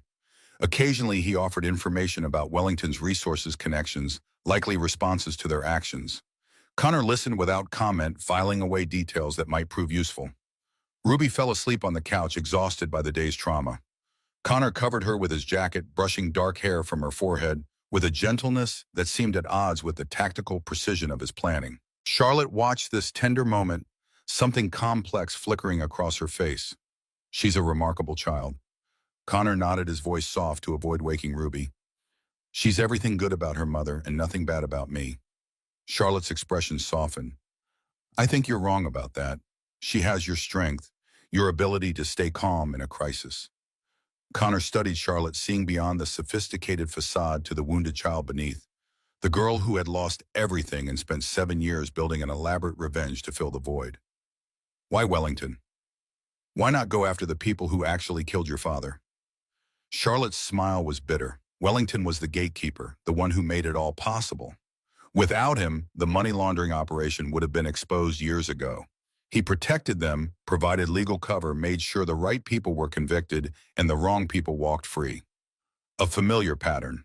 Connor had seen it in Afghanistan, corrupt officials enabling criminal enterprises sacrificing innocents to protect the guilty. Different context, same disease. In the company Blackstone, Charlotte's laugh was hollow. A means to an end. I needed resources, connections, a way to move in the circles where Wellington operated. It took years to build a reputation. The client list, the facade of respectability. Connor recognized the calculation behind her actions, the strategic patience. In another context, it might have been admirable. You never intended to help the Wellingtons with their security. It wasn't a question, but Charlotte answered anyway. No, I created the threat to give myself a reason to approach them, to get close enough to gather the final pieces I needed. Mike returned from his perimeter check, his expression grim. NYPD has an APB out for both of you. Charlotte's picture is all over the news. CEO kidnapped during client meeting. Wellington spinning quite a tale. Connor wasn't surprised. Wellington was covering his tracks, creating a narrative that would justify any action taken against them. Time to move. Charlotte rose from the couch, her earlier exhaustion masked by renewed determination. If we're really doing this, I have conditions. Connor raised an eyebrow, waiting. No one gets hurt, not even Wellington. This isn't about revenge anymore. It's about justice, real justice. The distinction mattered to her. Connor could see it in her eyes, hear it in her voice. Whatever Charlotte Harrison had been planning for the past 7 years tonight had changed her calculus. Agreed. But if it comes down to protecting Ruby or keeping that promise, Ruby comes first. Always, Charlotte nodded, understanding, as it should be. Connor turned to Mike, clasping his shoulder in a gesture that conveyed more than words could express. Keep them safe. If I'm not back by dawn, Mike cut him off with a sharp nod. I'll get them out. Canada first, then off-grid. I've still got contacts who don't ask questions. Connor knelt beside Ruby, pressing a kiss to her forehead, inhaling the sweet scent of her hair, committing it to memory. Just in case. Let's go. The night was cold and clear, the October sky scattered with stars that seemed indifferent to the human drama unfolding beneath them. Connor drove a nondescript sedan Mike had acquired through channels better left unexamined, navigating the late-night streets of Brooklyn with confident precision. Charlotte sat beside him, her earlier poise returning with each mile that separated them from the warehouse confrontation. She'd washed the blood from her face, smoothed her hair, straightened her clothing. Armor being reassembled piece by piece. You never told me about your brother. Connor's hands tightened on the steering wheel, the only outward sign that her words had struck a nerve. There was nothing to tell. We weren't close. Charlotte's gaze was steady, searching. But you didn't know he was involved in my father's death. It wasn't a question. Connor answered anyway. No, I thought he killed himself because of gambling debts, because his marriage fell apart. I never imagined. The words trailed off unnecessary. Charlotte nodded in understanding the weight of what remained unsaid. My father was innocent, of the money laundering at least. Connor glanced at her, noting the qualification. But not innocent of everything. Charlotte's smile was sad. Few of us are. He knew what the company was doing, knew the money wasn't clean. But he was a bookkeeper, not a mastermind. He processed transactions, maintained records. He didn't ask questions. Until it was too late. Until Wellington needed a fall guy and my father was convenient. They lapsed into silence as Connor navigated through the near-empty streets of Lower Manhattan. The financial district was deserted at this hour. The towering buildings dark except for security lighting the sidewalks empty of the suits and briefcases that would flood them in the morning. Manhattan Trust Bank occupied the first floor of a modern glass and steel structure on Wall Street. During business hours, it would be bustling with activity tellers, loan officers, wealth managers catering to the financial district's elite clientele. Now it was dark, the only sign of life, a security guard visible through the front windows, making his hourly rounds. Connor parked 2 blocks away, out of sight of the bank's security cameras. Show me the night deposit setup. Charlotte led him around the corner to a small alcove containing the night deposit box, a reinforced metal drawer built into the wall, designed to allow business customers to make deposits after hours. A security camera was mounted above it, its red light indicating active monitoring. Connor studied the setup, assessing weaknesses, entry points, potential complications. The night deposit box itself was secure, designed to allow deposits but prevent theft. But that wasn't their target. Once we're inside, how long to access your safe deposit box? Charlotte considered the question. 5 minutes, maybe less. I have the key. The challenge will be getting into the vault area without triggering alarms. Connor nodded, mind calculating angles, timelines, contingencies. There's a service entrance on the east side. Delivery companies use it for restocking ATMs, delivering supplies. It'll have security, but different from the main doors. Charlotte raised an eyebrow. How do you know that? Connor's smile was grim. I did 2 tours in Afghanistan identifying vulnerabilities in supposedly secure compounds. Banks follow patterns, predictable ones. They circled the block, Connor noting security camera positions, entry points, potential escape routes. The service entrance was as he'd predicted, a reinforced door with a keycard reader and a separate camera system. Can you get us through that door? Charlotte studied the security setup, her expression thoughtful. Maybe. Blackstone installed similar systems for several financial clients. The override codes tend to follow patterns. Connor handed her his phone.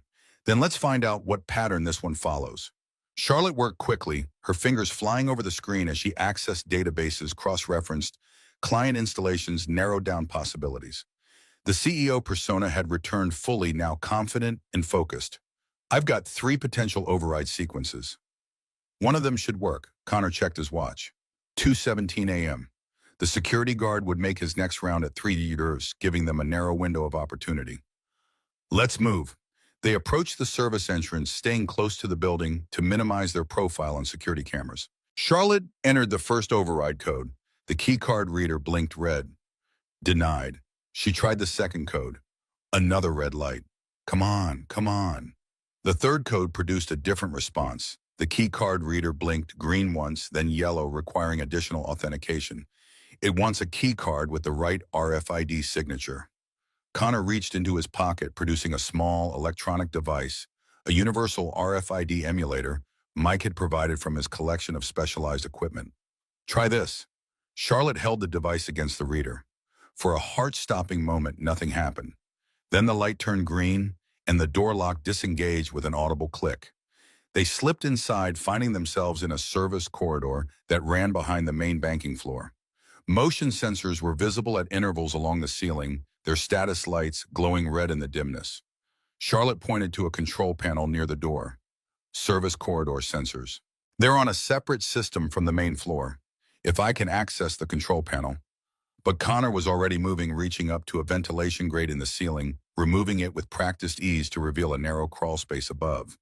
We go over, not through. Charlotte looked dubious. In these clothes, Connor's expression was unsympathetic. Your choice?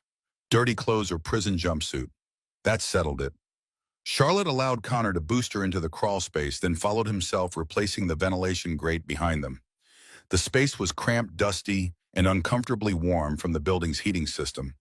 They crawled in silence, Connor leading the way based on his mental map of the bank's layout.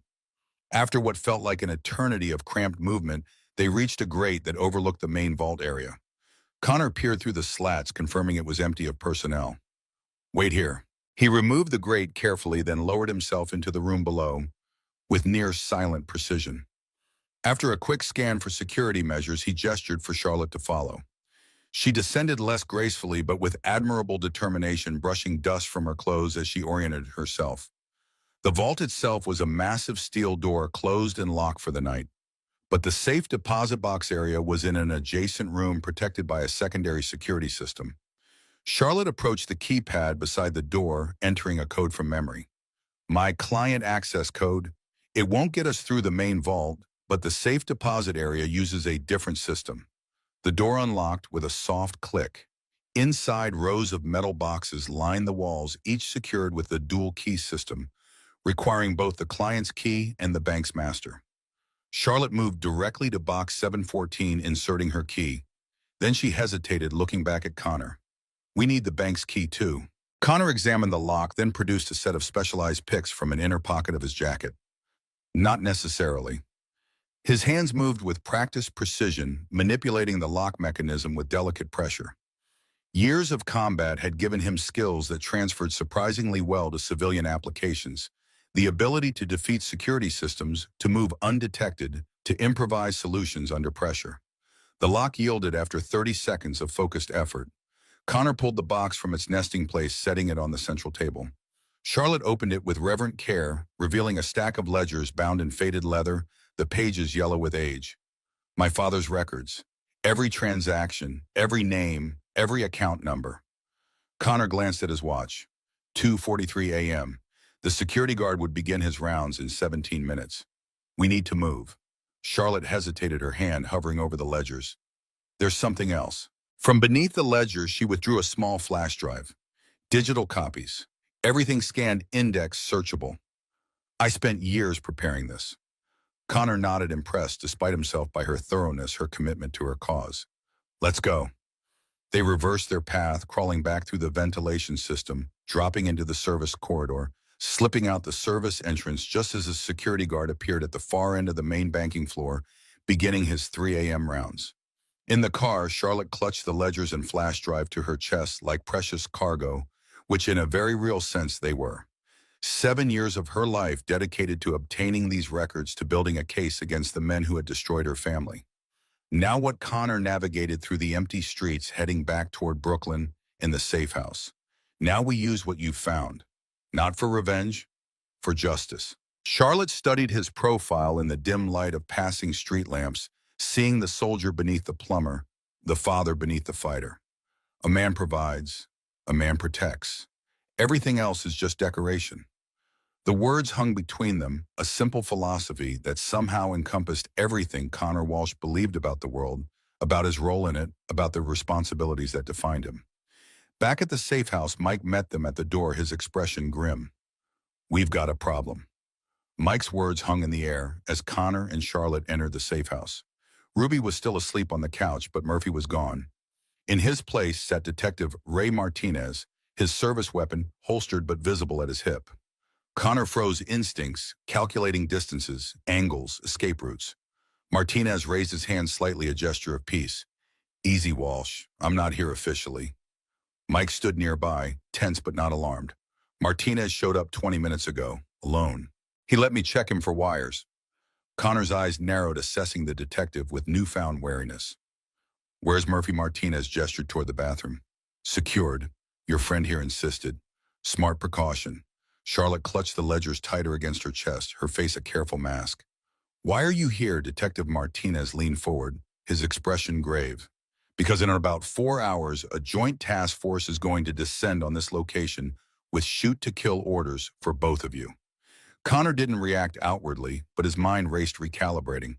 "How did you find us?" Martinez's smile was grim. "I've been tracking Wellington for 3 years. When Charlotte Harrison appeared on the radar, I started watching her too. When both of you disappeared from that warehouse, I figured you'd head somewhere familiar. This place has been on my list of potential Walsh bolt holes for a while." Charlotte glanced at Connor, questions in her eyes. Connor kept his focus on Martinez. "You said Wellington, not Judge Wellington. Interesting choice of words." Martinez nodded, acknowledging the observation. "I've been building a case against him since 2010.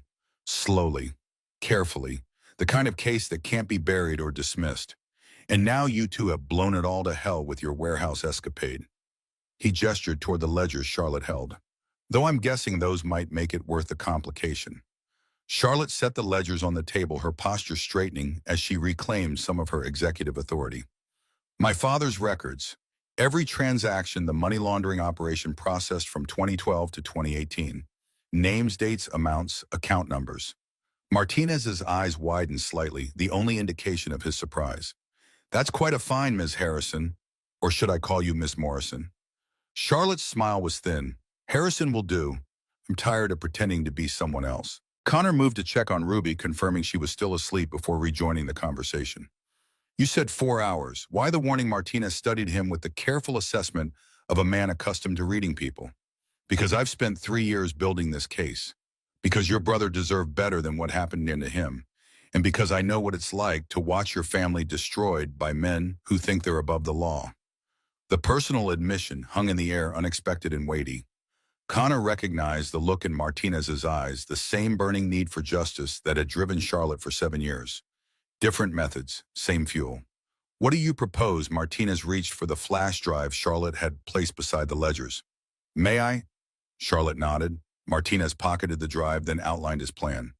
"I have a secure server untraceable back to me. We upload everything tonight. Then we arrange for simultaneous distribution to every major news outlet, federal agency, and international watchdog organization tomorrow at noon." Mike, who had been silently monitoring the exchange, spoke up. In Wellington's task force, Martinez's expression hardened.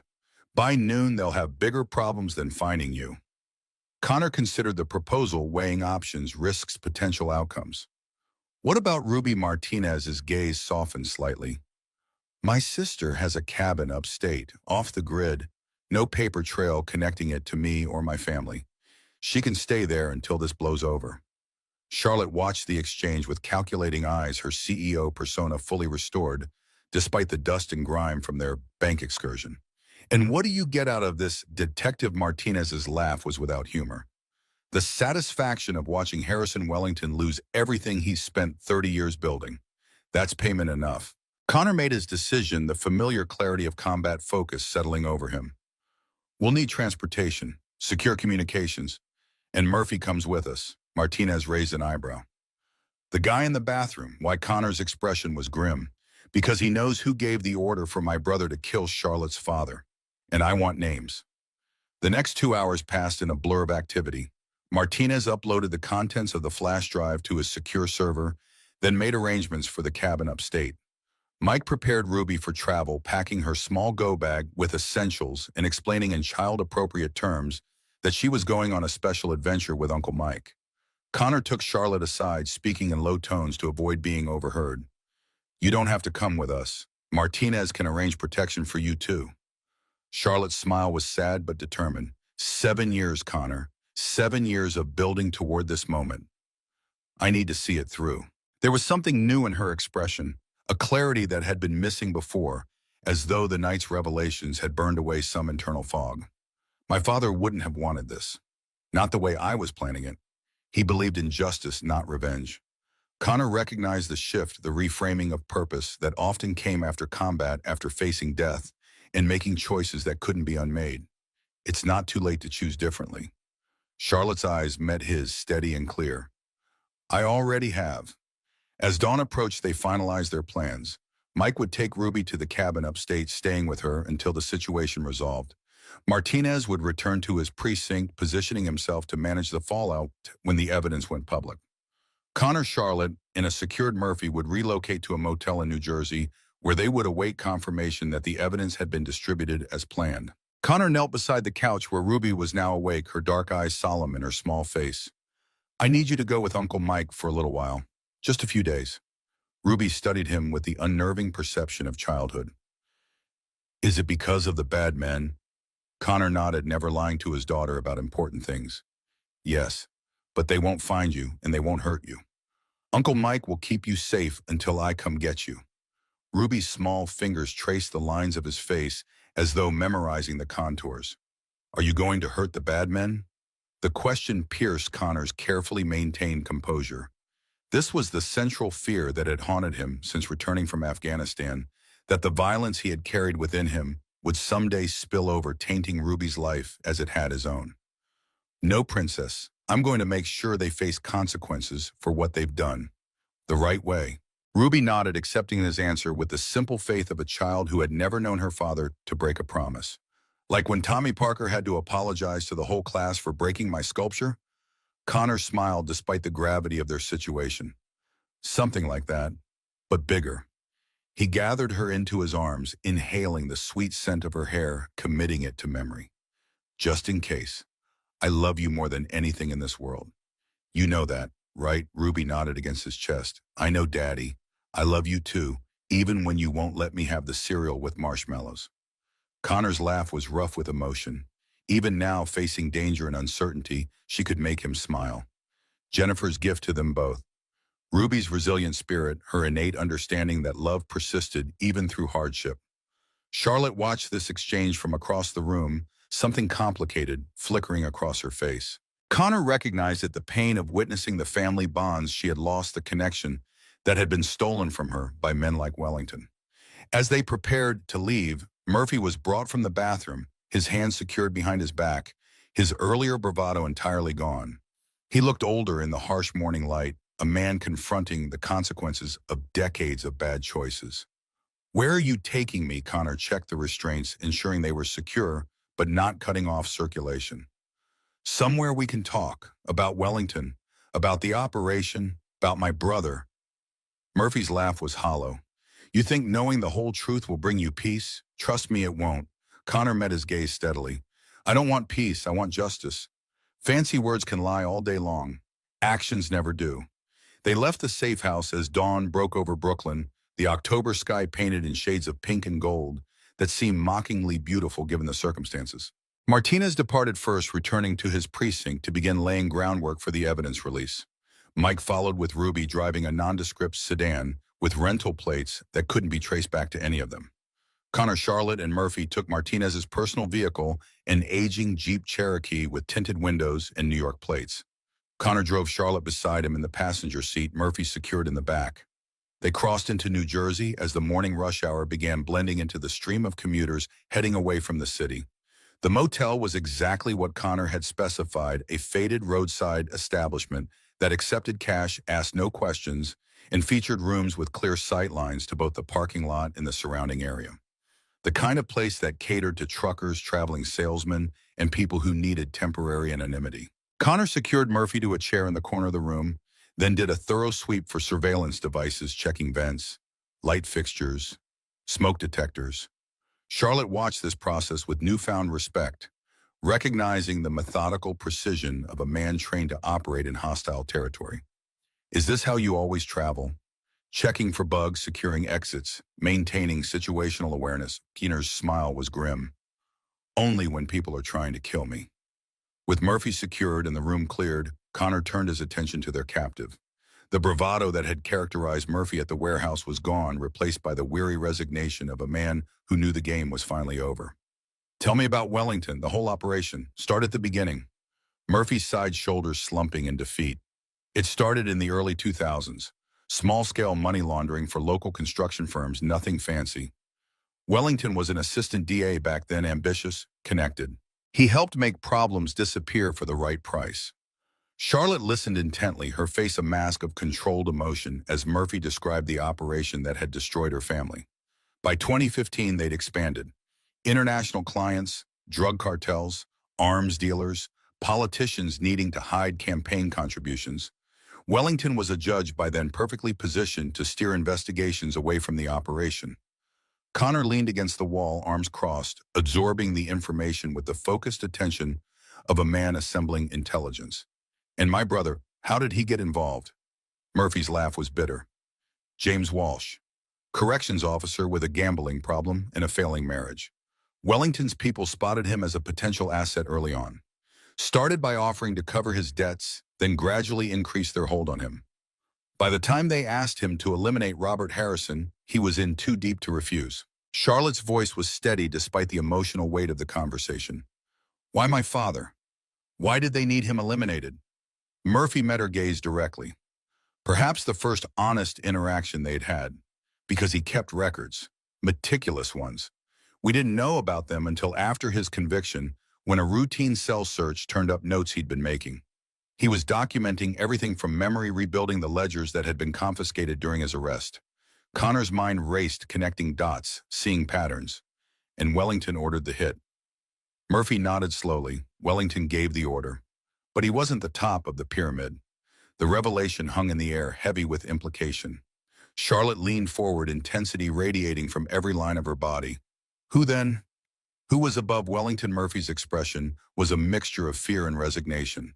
Senator Edward Prescott, chairman of the Senate Banking Committee. He provided political protection, steered legislation to create loopholes for the operation. In return, he received millions in untraceable campaign funds in private accounts. Connor absorbed this information with the calm assessment of a man accustomed to recalibrating mission parameters based on new intelligence. And my brother's suicide, Murphy couldn't meet his eyes. After Harrison's death, your brother started asking questions. Found out who Harrison really was, what he'd been involved in. Realized he'd been manipulated into killing an innocent man. He threatened to go public. The weight of these revelations settled over the room like a physical presence. Connor's expression remained carefully neutral, but Charlotte could see the tension in his shoulders, the controlled fury in his eyes. They staged his suicide. It wasn't a question. Murphy nodded anyway. Made it look like gambling debts, depression over his divorce. Clean, professional, no questions asked. Charlotte's hands clenched into fists, her carefully constructed composure cracking at the edges. Just like they did with my mother, Murphy had the decency to look away. Yes, similar methods, similar cover story. Connor pushed himself away from the wall, crossing to the window to check the parking lot, the road beyond. The tactical movement provided a moment to process, to compartmentalize the rage that threatened to overwhelm his judgment. When he turned back, his voice was steady, controlled. Martinez's evidence release is scheduled for noon. That gives us 3 hours to decide what to do with you. Murphy's laugh held no humor. We both know I'm not walking away from this. Charlotte studied him, the architect of so much of her family's suffering, now reduced to a tired old man awaiting judgment. You could testify. Tell a jury what you've told us. Murphy shook his head. Prescott's people would find me in any prison, any witness protection program. I'd be dead within a week. Connor recognized the truth in this assessment. Men like Prescott didn't leave loose ends, didn't allow witnesses to testify against them. Murphy's knowledge made him valuable, but also marked him for elimination the moment he was in custody. Charlotte's phone chimed with a text message. Martinez, evidence uploaded, distribution protocols in place. Noon release confirmed. She showed the message to Connor, a weight lifting from her shoulders. 7 years of work of planning, of building an identity and a company and a life centered around revenge, all culminating in this moment. It's really happening. Connor nodded, his own tension easing slightly. Whatever came next, Wellington and Prescott would face exposure. The evidence would be too widely distributed to contain, too thoroughly documented to dismiss. We need to move. This location won't be secure once the evidence goes public.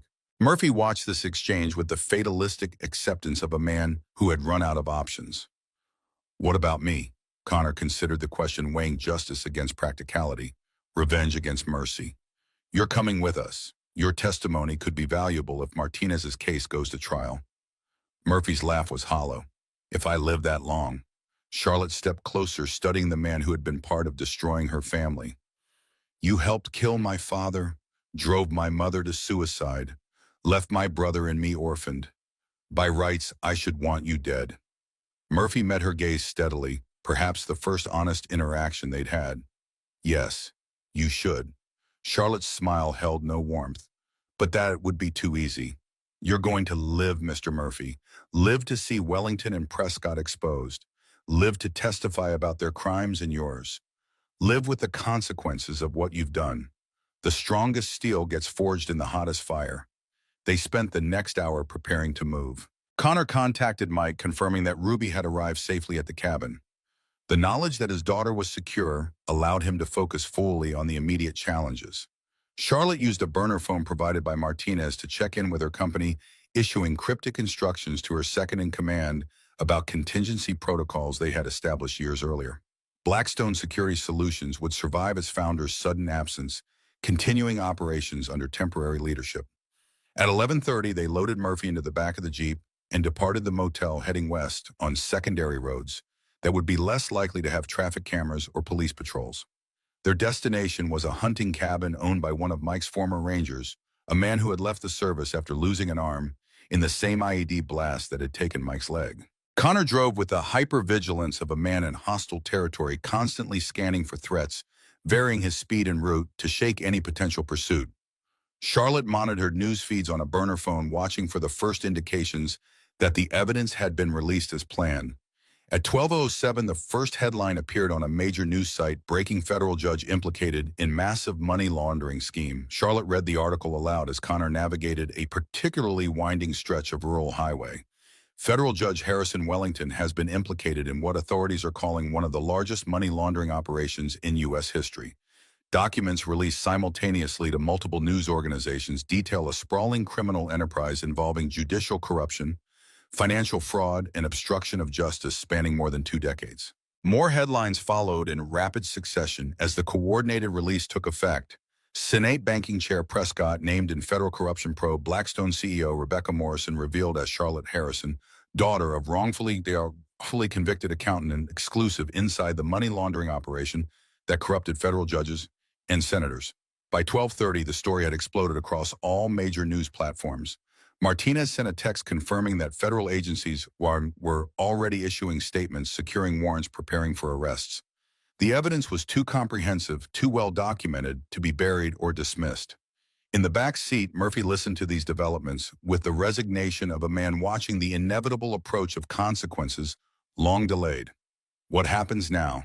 Connor checked the rearview mirror, ensuring they weren't being followed. Now we disappear for a while. Let the system do its work. Charlotte put down the phone, her expression a complex mixture of vindication and uncertainty. 7 years.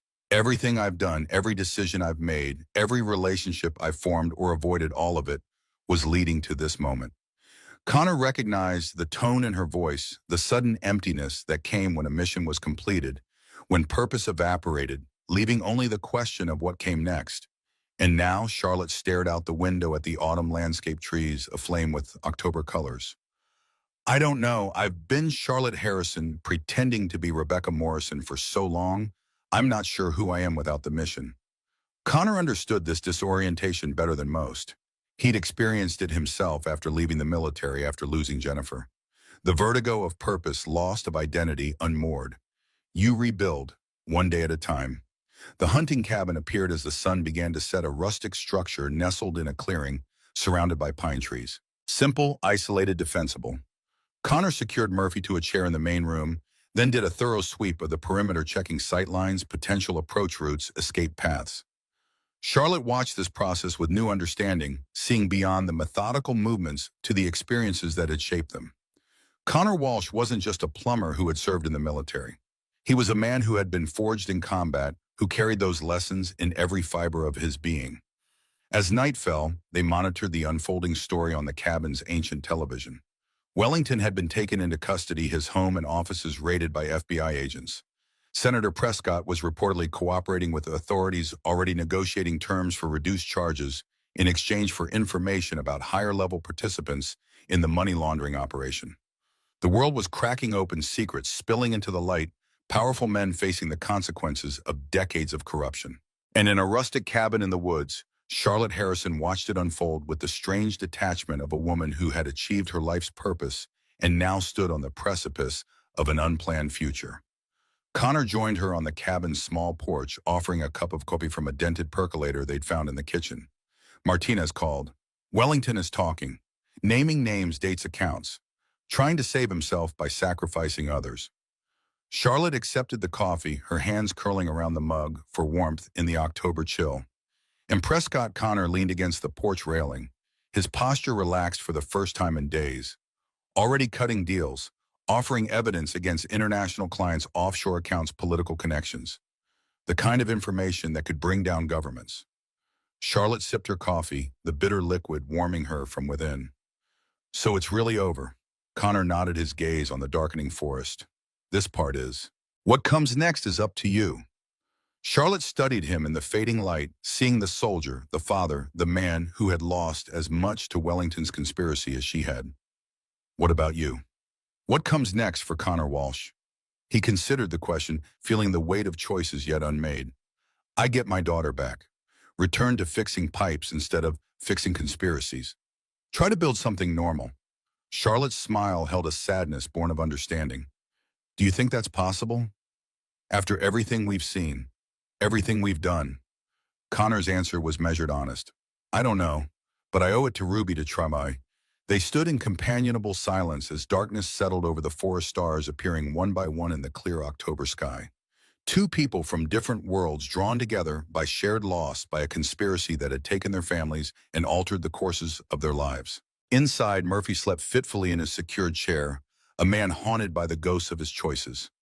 Tomorrow, Martinez would arrange for his transfer to federal custody, where his testimony would help dismantle what remained of Wellington and Prescott's network. Connor's phone buzzed with a text from Mike. A photo of Ruby smiling beside a small campfire marshmallow on a stick, her face glowing with childhood excitement, despite the circumstances that had brought her to the cabin upstate. The sight eased something in Connor's chest, a knot of tension he hadn't realized he was carrying. Whatever came next, Ruby was safe. The men who had threatened her were in custody, or soon would be. The immediate danger had passed. Charlotte caught a glimpse of the photo, something wistful crossing her face. She's remarkable. Strong like her father. Connor pocketed the phone, the image of Ruby's smile stored safely in his memory. She's everything good about her mother, and nothing bad about me. Charlotte turned to face him fully, her expression earnest in the gathering darkness. I think you're wrong about that. She has your courage, your ability to remain calm in chaos, your moral compass. The compliment was unexpected, touching something vulnerable beneath Connor's carefully maintained composure. 6 months later, Connor stood in Mrs. Chen's kitchen, installing a new garbage disposal. The old woman supervised from a nearby stool, offering commentary on his technique with the same blunt authority she'd always wielded. You work better now, more focused. less angry inside. Connor tightened a connection, checking the seal with practiced fingers. I was never angry with you, Mrs. Chen. The old woman snorted, unimpressed by this evasion. Not with me, with world, with self. Now different. More peace. Connor couldn't argue with her assessment. The months since Wellington's arrest had brought changes he couldn't have anticipated. The conspiracy had unraveled with surprising speed, powerful men turning on each other in desperate attempts to save themselves. Martinez's careful case building had ensured that the evidence couldn't be buried or dismissed. Ruby had returned from the cabin upstate with stories of campfires and hiking trails, apparently untraumatized by her brief abduction. Children were resilient more so than adults sometimes. She'd started seeing a counselor anyway at Connor's insistence. Some wounds weren't visible until years later. As for Charlotte Harrison, formerly Rebecca Morrison, she had surprised everyone by cooperating fully with federal investigators, providing additional evidence that strengthened the case against Wellington and Prescott. Blackstone Security Solutions had been restructured, its legitimate operations continuing under new leadership, while Charlotte stepped away entirely. The doorbell rang, interrupting Mrs. Chen's critique of Connor's plumbing technique. The old woman shuffled to answer it, returning moments later with a visitor. Your lady friend here. Charlotte stood in the kitchen doorway, looking different than she had 6 months ago. The polished executive was gone, replaced by a woman in jeans and a simple sweater. Her blonde hair cut shorter, her face free of makeup. She looked younger, somehow unburdened. Hello, Connor. He wiped his hands on a shop rag, surprised but not displeased by her appearance. Charlotte, didn't know you were back in town. She smiled, the expression more genuine than any he'd seen during their initial encounters. Just got back yesterday. Thought I'd stop by, see how you're doing. Mrs. Chen looked between them with the knowing expression of a woman who had witnessed 8 decades of human interaction. I make tea. You talk. She bustled toward the stove, giving them the illusion of privacy in the small kitchen. Connor leaned against the counter, studying Charlotte with new eyes. How was Seattle after the dust had settled? Charlotte had relocated to the Pacific Northwest, seeking distance from New York in the remnants of her Rebecca Morrison identity. Connor had received occasional texts, brief updates that revealed little about her state of mind. Rainy, quiet, exactly what I needed. She accepted a cup of tea from Mrs. Chen, who then made herself scarce with the transparent excuse of needing to water plants. When they were alone, Charlotte's expression grew more serious. I've been thinking about what you said, that night at the cabin, about rebuilding one day at a time. Connor nodded, remembering the conversation as clearly as if it had happened yesterday. And Charlotte set down her tea, her movements deliberate. I want to learn how to fix things instead of breaking them. The simple statement carried a weight of meaning that transcended the literal interpretation. Connor recognized it for what it was, not just a request for plumbing lessons, but a declaration of intent to rebuild a life that had been defined by destruction for too long. It's not easy. Tools are heavy. Work is dirty. Clients complain about the bill. His tone was light, but his eyes held understanding. Charlotte's smile acknowledged the deeper conversation beneath the surface. I'm not afraid of hard work or getting my hands dirty. Connor considered her for a long moment, seeing beyond the wealthy CEO to the survivor beneath. A woman who had lost everything, built an empire for revenge, and now stood at the threshold of an entirely new life. I could use an apprentice, someone to hand me tools, learn the trade from the ground up. Charlotte's expression brightened with genuine interest. When do I start? Connor gestured to his half-finished installation. No time like the present. Hand me that pipe wrench. The following weekend, Charlotte arrived at Connor's house in a used Honda Civic instead of the BM. She wore jeans and sneakers, her blondie hair tied back in a simple ponytail. Ruby ran to greet her with the enthusiasm reserved for favorite visitors. Miss Charlotte, Daddy said you're learning to fix things too. Charlotte knelt to Ruby's level, her gray eyes bright with genuine warmth. That's right, and I was hoping you could help teach me. Ruby grabbed her hand with complete trust. Come on, Daddy's teaching me how to fix the kitchen faucet. Connor watched from the doorway as Charlotte followed Ruby into the house, both of them chattering about washers and pipe fittings.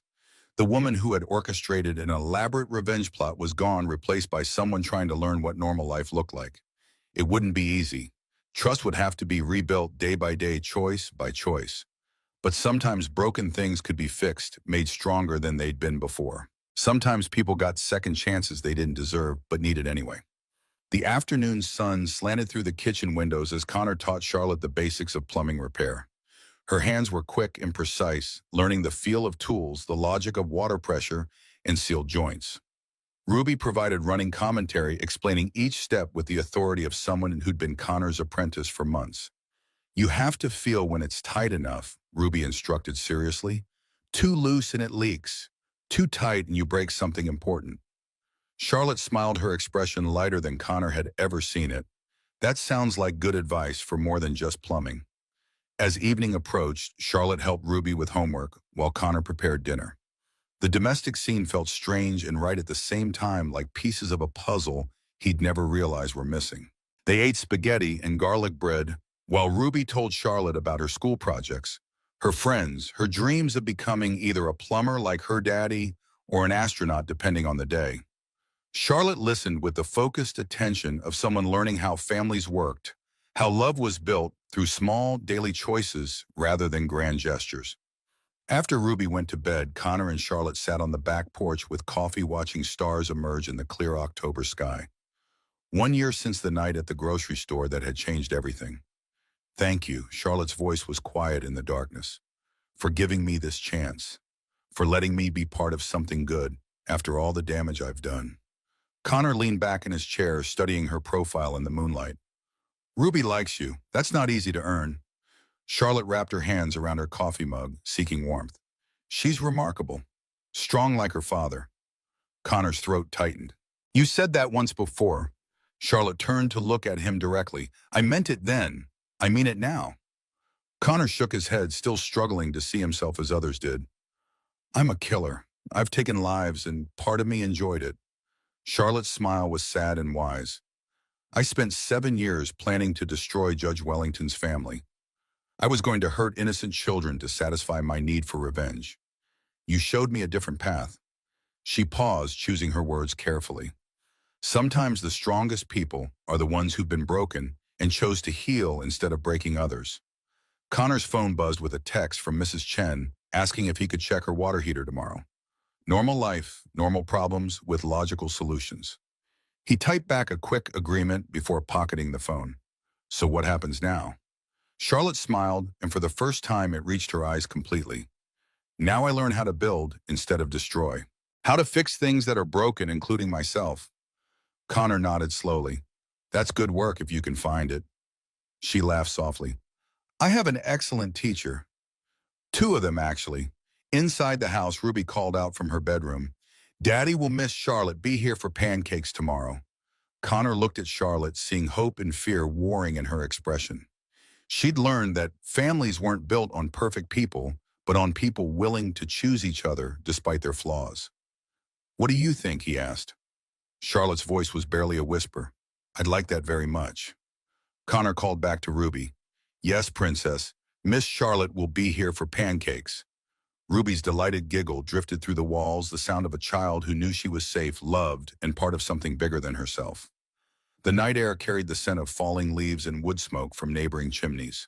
Connor thought about Jennifer, about the woman who'd loved him despite his darkness, who'd seen the man he could become rather than the killer he'd been. She would have liked, Charlotte would have approved of second chances and broken people finding ways to heal together. Not every story ended with perfect justice or complete redemption, but sometimes broken people found each other and built something new from the pieces of what they'd lost. Sometimes that was enough. Second chances don't erase the past. They just give you somewhere better to stand while you face it.